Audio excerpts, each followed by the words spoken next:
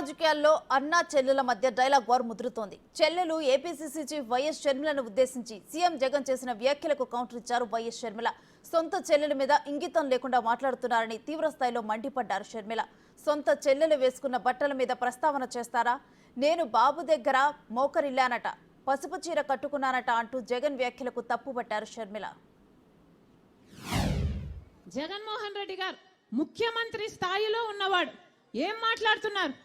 ఇలా బహిరంగ సభ పెట్టి వేల కొద్ది మగవాళ్ళు ఉన్నారు ఆ సభలో మాట్లాడుతున్నది సొంత చెల్లెల గురించి అని కూడా ఇంగితం లేకుండా నేను వేసుకున్న నా ఒంటి మీద ఉన్న బట్టల గురించి జగన్మోహన్ రెడ్డి గారు ప్రస్తావించారు అంటే ఎంత దిగజారుడు రాజకీయాలు చేస్తున్నారు వీళ్ళు. నేను పచ్చ చీర కట్టుకున్నానట, దానికి జగన్మోహన్ రెడ్డి గారు చెప్తున్న మాట నేను మోకరిల్లానట చంద్రబాబుకి, నేను చంద్రబాబుకు మోకరిల్లి ఆయన ఇచ్చిన స్క్రిప్ట్ మక్కీ బట్టి నేను మాట్లాడుతున్నానట. పచ్చ చీర కట్టుకుంటే తప్పేముంది అని అడుగుతున్నాం. పచ్చ కలర్ ఏమైనా చంద్రబాబు గారు కొనుక్కున్నారా? చంద్రబాబు గారు ఏమైనా పేటెంట్ రైటా పచ్చ కలర్ అంటే? వీళ్ళేమో వివేకానంద రెడ్డి గురించి మాట్లాడొచ్చట, హత్య గురించి మాట్లాడొచ్చట, మేమెవ్వరము మాట్లాడకూడదని కోర్టుకెళ్లి ఆర్డర్ తీసుకొచ్చారు. ఇది న్యాయమేనా? ఇది ధర్మమేనా? ఏం చెప్తున్నారు? ఏం చెప్తున్నారు? జగన్మోహన్ రెడ్డి గారు అవినాష్ గురించి మాట్లాడుతూ అవినాష్ అమాయకుడట, అవినాష్ చిన్నవాడట, మేమందరము కలిసి అవినాష్ రెడ్డి భవిష్యత్తును పాడు చేస్తున్నాము అట.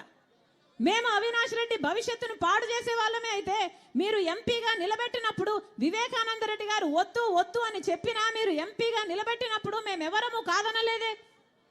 మేము అవినాష్ రెడ్డి భవిష్యత్తు పాడు చేసే వాళ్ళమే అయితే వివేకానంద రెడ్డి గారు చచ్చిపోయిన రోజే చంపింది అవినాష్ అని మేము ఆరోపించలేదే.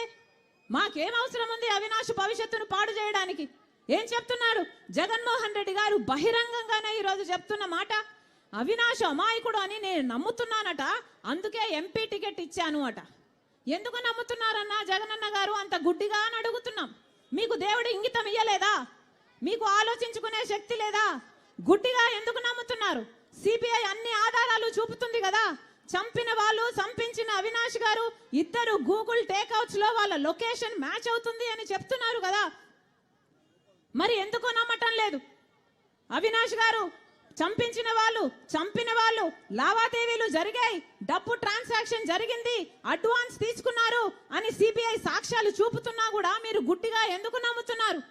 ఫోన్ కాల్ రికార్డ్స్ ఉన్నాయి, చంపిన వాళ్ళు అవినాష్ రెడ్డి గారు ఇద్దరి కాల్ రికార్డ్స్ మ్యాచ్ అవుతున్నాయి అని సిబిఐ సాక్ష్యాలు చూపుతున్నా కూడా ఈరోజు ఎందుకు గుడ్డిగా నమ్ముతున్నారు జగనన్న గారు అని అడుగుతున్నాం.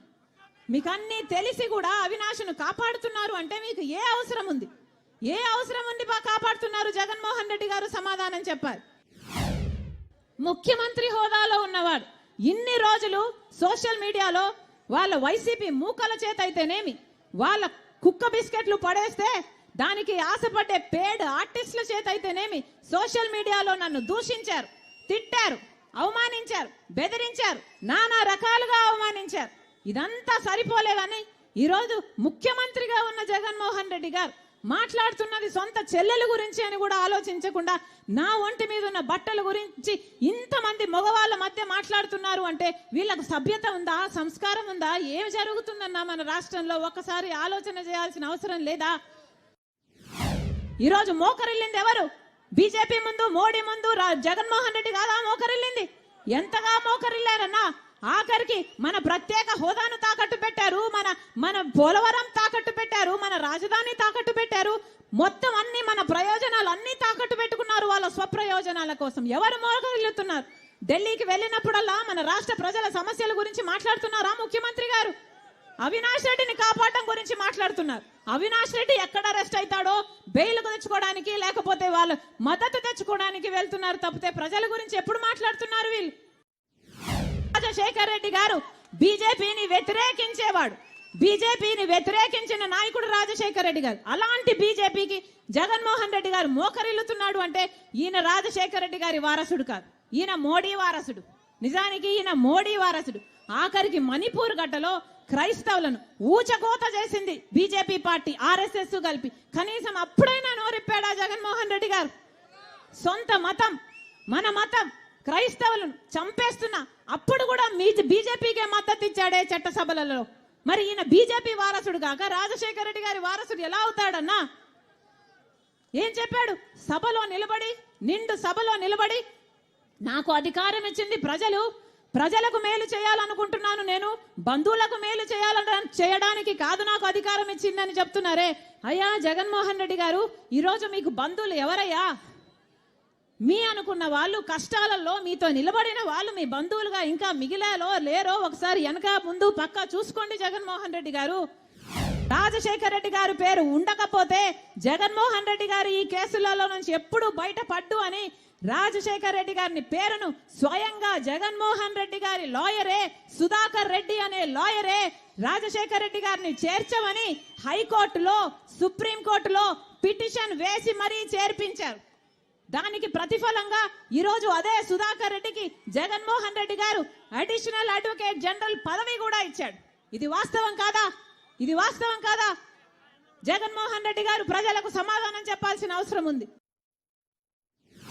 బొత్స అనే ఆయన చట్టసభలో, నిండు సభలో రాజశేఖర రెడ్డి గారిని తిట్టాడు, రాజశేఖర రెడ్డి గారిని అవమానించాడు. అదే సభలో విజయలక్ష్మి గారు, విజయమ్మ గారు అదే సభలో ఉంటే కన్నీళ్లు కూడా పెట్టుకుంది. అలాంటి వాడు బొత్స నా తండ్రితో సమానం అని చెప్పారు మీరు. ఆయన మీకు బంధువు. చెల్లెళ్ళు ఎవరూ లేరు ఇప్పుడు జగన్మోహన్ రెడ్డి గారితో. రాజశేఖర రెడ్డి గారిని తిట్టిన రోజా, విడుదల రజని, వీళ్ళు ఈయనకు అక్కా చెల్లెళ్ళు.